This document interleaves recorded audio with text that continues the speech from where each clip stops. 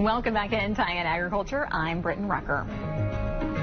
AI is now helping farmers make irrigation decisions. The University of Nebraska-Lincoln and Georgia Tech developed a new app feature called Spade, powered by ChatGPT. It interprets soil moisture sensor data, detects the irrigation and rainfall events, and delivers easy-to-read reports.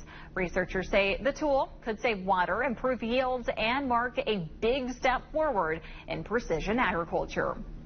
Immigration raids across the state have resulted in a dramatic drop in field workers, putting this year's harvest at risk.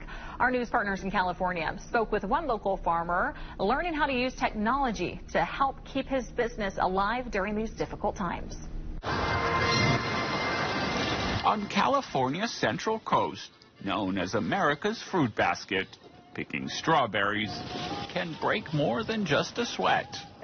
But for farmer Larry Jacobs, who spent 4 decades growing some of the most sought-after chives, basil, and tomatoes, the biggest struggle isn't growing crops.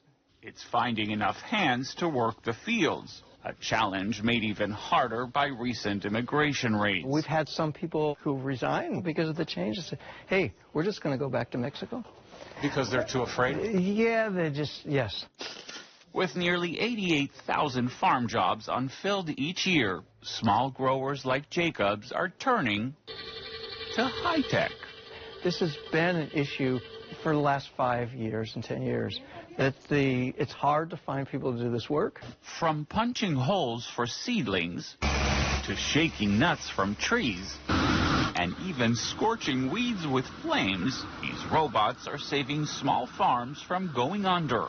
But even though these machines are ready to work, the law isn't. In California, state regulations prohibit the use of autonomous machines on farms, in most cases requiring a human to stay close by. At some point soon, I think you'll be able to farm from your office. Tyler Naide, CEO of Bonsai Robotics, the company behind these machines, says these regulations were written back in the 1970s. When driverless technology was still science fiction. There's a huge push right now to rewrite this legislation based around autonomy, because we now know things about it. We know how these systems work.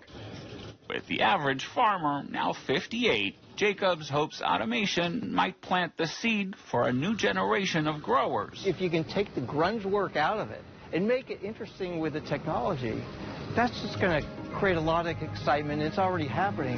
And maybe, just maybe, help cultivate a whole new crop of farmers.